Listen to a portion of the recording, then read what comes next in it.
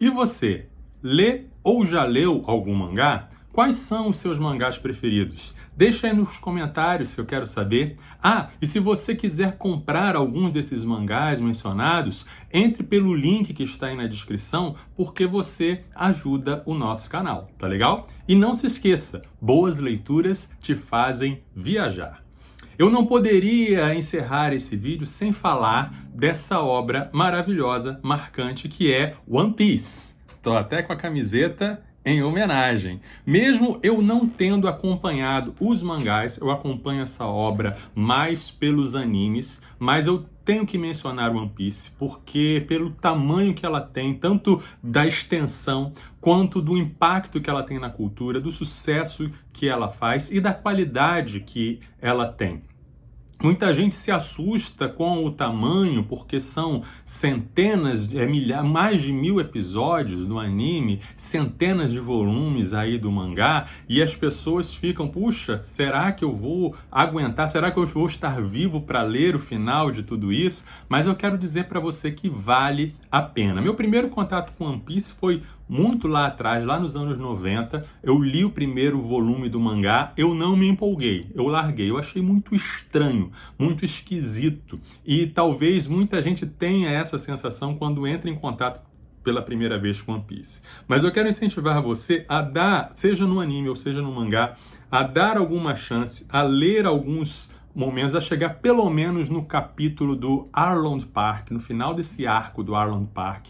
E se você não se apaixonar pela história, pelos personagens, aí sim você pode largar, mas eu duvido que isso aconteça, porque a história é muito inventiva, é muito criativa, é uma história que fala sobre liberdade, é uma história que fala sobre se levantar contra as tiranias. É uma história que fala sobre um líder que inspira os outros e que ajuda os outros, ajuda os seus liderados a alcançarem seu potencial. Fora a parte da ação maluca, do humor desenfreado, né, do Luffy e do seu bando de piratas. É um mundo fascinante, com uma história fascinante, cada vez mais complexa, né, e vai crescendo cada vez mais. E quem está lendo, quem está acompanhando, não quer que termine. Quer que continue, porque está sendo muito bom, tá? De 2010 para cá, um dos animes, um dos mangás que eu tenho acompanhado, que eu acompanhei, que marcaram a minha vida foi Naruto, né? Naruto eu acompanhei mais pelo anime, eu não cheguei a ler o mangá. Mas o anime eu li, assisti todo, né? Tanto a fase normal quanto a fase Shippuden, e realmente gostei muito, realmente me marcou. É uma história emocionante, essa história da superação do amigo Naruto tentando recuperar a alma de seu amigo e rival Sasuke, a história clássica de vingança. Essa trama central ela é muito boa. Os fillers desanimam um pouco, né? Principalmente quando a gente está acompanhando o anime. Tem muito filler, mas a história é boa. Eu não me incomodei com o final, que muita gente critica o final porque dá uma guinada e fica uma coisa meio cósmica, muito grande, fica cada vez maior e maior, mas eu gostei. Mas eu não gostei tanto da ideia do Naruto como o herói escolhido, o herói da profecia. Isso aí me desanima um pouco pela repetição desse uso, dessa coisa, né? Mas Naruto, sim, é uma história que marcou aí a minha vida, né? E também merece menção aqui no nosso vídeo, né? Existe uma rivalidade boba entre os fãs de Naruto, One Piece e Dragon Ball. É uma rivalidade boba, porque, né, todos podem gostar de tudo e todos podem conviver tudo, e é claro que todos sabem que Dragon Ball é superior. Vamos lá, passando para um outro mangá que me marcou, e esse aqui é polêmico, é o Samurai X. Samurai X eu acompanhei lá no início dos anos 2000. É uma história sobre o Kenshin Himura, que era conhecido como Batusai, o Retalhador, e que foi um grande guerreiro que matou muita gente e que ele viu tanto sangue no campo de batalha que ele jurou não tirar mais nenhuma vida. Ele anda então com uma espada invertida, em que a lâmina da espada ela está na parte que seria o para dentro. Então ele não fere os seus oponentes, ele jura não matar os seus oponentes, e é claro que os inimigos dele ficam o tempo todo querendo que ele quebre esse juramento. Né? Essa história saiu em 56 volumes pequenininhos aqui pela JBC, eu tenho todos. É muito legal que trata esse dilema ético entre matar e não matar, os vilões são muito maus. O visual dos personagens é inspirado nos X-Men. O autor, o mangaka, gostava dos X-Men, então tem personagens com um visual muito maluco. Os coadjuvantes também são muito bons. Só que o que acontece? Por que esse é um mangá polêmico hoje em dia? Porque o autor ele se envolveu em crimes, né? Se envolveu em coisas sérias, foram encontradas coisas muito perturbadoras no computador dele, então você talvez já tenha ouvido falar disso. Então essas histórias nem são republicadas para não gerar renda para um criminoso, né? Para alguém que foi ali, já foi condenado, tem provas contra ele. Então é uma situação meio complicada aí do Samurai X, mas eu não poderia deixar de mencionar esse mangá que eu tenho todo, e que o mangá, a obra independente do autor, é uma obra muito boa, muito divertida, muito emocionante, tá certo? Um outro mangá que marcou a minha vida, e esse aí é uma coisa que realmente vai marcar talvez a sua vida também, Neon Genesis Evangelion, né? Este é o melhor anime que eu já vi na minha vida. Consequentemente, o mangá também é muito bom, né? No começo, parece uma simples história de luta de robôs gigantes contra monstros gigantes, né? Parece uma história bem simples, né? As crianças que entram aí no robô para combater o monstro, tá? Começa assim.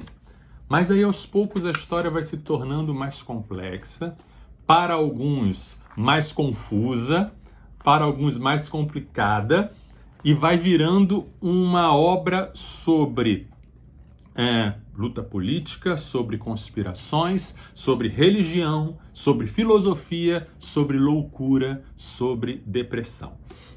Muita gente acha que o anime, o mangá, começa bem e depois degringola. Eu já acho que não, ele começa bem e depois se torna genial. E quanto a essa parte de não entender, eu jamais vou falar aquela frase que dizem, você não gostou porque não entendeu. Não, não vou falar isso. Eu vou dizer que você não precisa entender para gostar. Eu acho que o encanto do Evangelion é justamente essa. Entender é o de menos, porque as reflexões que ela traz, o peso dos personagens, o drama dos personagens e toda a questão da solidão, a questão dos relacionamentos, isso faz essa obra valer a pena. Eu tinha da JBC, ou JBC não, acho que era da Conrad, um volume anterior, só que eu não tinha completo. E agora está saindo essa Collector's Edition, que vai publicar tudo em 7 volumes, então eu não resisti, estou comprando, comecei a refazer a minha coleção para ter essa obra completa na minha estante, ok? Vou continuar a falar sobre os mangás que marcaram a minha vida, mas antes eu quero pedir para você deixar a sua curtida, o seu like, é muito importante para nós. Se você ainda não é inscrito, se inscreva no Viajando na Leitura e compartilhe esse vídeo para mais pessoas terem acesso ao nosso conteúdo, ok? Nos anos 2000, chegamos aos anos 2000, e aí o grande fenômeno que marcou a minha juventude, eu já era jovem, não era mais criança nessa época, foi Dragon Ball. Né? Dragon Ball, de Akira Toriyama, chegou aqui na TV, e logo a editora Conrad lançou, junto com Cavaleiros do Zodíaco, lançou essa obra do Akira Toriyama, um mangá divertidíssimo, um mangá cheio de ideias loucas, com personagens muito bons, começa com apenas humor doido e depois vai se tornando também um mangá de aventura e de ação e de lutas, né? Em determinado momento, ele se torna Dragon Ball Z, que é a fase do Goku já adulto, casado, né? E aí fica aquela pegada mais shonen, aquela pegada de lutas e batalhas sangrentas, com o poder do Goku sempre aumentando. Eu tenho todo esse mangá, as 84, né, edições, incluindo Dragon Ball e Dragon Ball Z, da editora Conrad. Guardo com muito carinho essa coleção. Uma coisa muito, além do nível de poder que vai escalando, uma coisa muito emocionante de acompanhar o Dragon Ball é você ver os personagens crescendo, você vê o Goku crescer, tendo filho, o filho dele crescer, tendo a filha, e você sente parte daquela família. Muitas coisas marcantes nesse mangá, a pureza do Goku, a ingenuidade do Goku, o conflito dele com o Vegeta querendo sempre superá-lo, e realmente é um mangá marcante, talvez não seja o melhor, mas para mim é o que mais marcou a minha vida, Dragon Ball e Dragon Ball Z, tá? E aí vamos falar agora de Lobo Solitário, um mangá que chegou ao Brasil lá nos anos 80, no final dos anos 80, e nós nem sabíamos que era um mangá quando eu conheci, porque ele vinha também da esquerda para a direita, era em preto e branco, mas sabíamos apenas que era um quadrinho e que era japonês. E conta a história do Ito Ogami, um samurai que é vítima de um complô que faz ele perder a sua honra e ter que vagar pelo mundo junto com o seu filhinho, Daigoro, e aí ele cria aí a sua vingança contra quem o arruinou. As histórias, elas são meio que individuais, mas ela acaba tendo uma história completa no final. Eu comprei os primeiros volumes pela editora Nova Sampa, se eu não me engano. Depois eu comprei alguns volumes numa edição posterior e comprei os últimos volumes para saber como terminava agora pela Panini.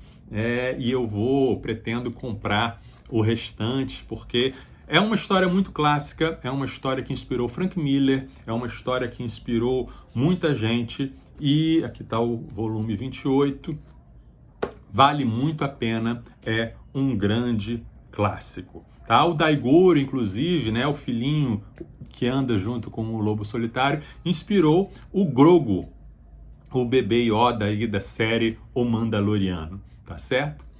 O primeiro mangá que a minha geração experimentou, que a minha geração conheceu, também não sabíamos que era um mangá, que foi justamente o Akira, né? Publicado pela editora Globo e publicado de um jeito, entre aspas, errado. Ele foi publicado da esquerda para a direita, leitura ocidental, e ele era colorido, né? Todas as páginas eram colorizadas numa versão aí da Marvel, não apenas as páginas iniciais, mas tudo foi colorizado e saía em fascículos mensais pela editora Globo. Mas o anime do Akira fez muito sucesso e a gente comprava, a gente assistia as fitas cassetes, a gente, como fala a minha geração, e eu assisti no cinema o anime Akira.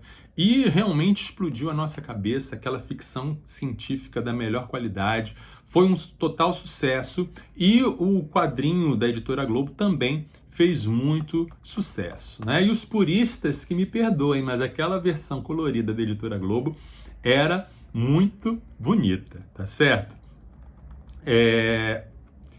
Sim, mangás também fazem parte da minha trajetória de leitor. Tanto aqui no Brasil como no mundo, são eles que dominam as vendas e o gosto do público. E, embora hoje em dia eu não leia tantos mangás quanto eu gostaria, porque eu acabo tendo que escolher, né? Diante de tantas prioridades, eu acabo escolhendo mais os quadrinhos ocidentais. Eu quero compartilhar hoje com vocês os mangás que mais me marcaram, aqueles que mais marcaram a minha vida de leitor. E nós vamos fazer um vídeo um pouco diferente, né? Como os mangás eles são lidos da direita para a esquerda, no sentido oposto ao que normalmente a gente lê aqui no Ocidente, eu vou fazer esse vídeo de trás para frente e você se vira aí para entender a ordem das coisas, ok? Ou esse vídeo vai ser o maior fracasso do canal, ou ele vai fazer muito sucesso. Bem-vindo, viajante! Eu sou Marcelo Santos, e se você acredita que boas leituras são uma excelente companhia pela jornada da vida, este é o seu canal. E se você ainda não tem o hábito de ler, mas gostaria de começar a se aventurar neste caminho, o Viajando na Leitura também é para você. Então aperte os cintos e vamos ao vídeo de hoje.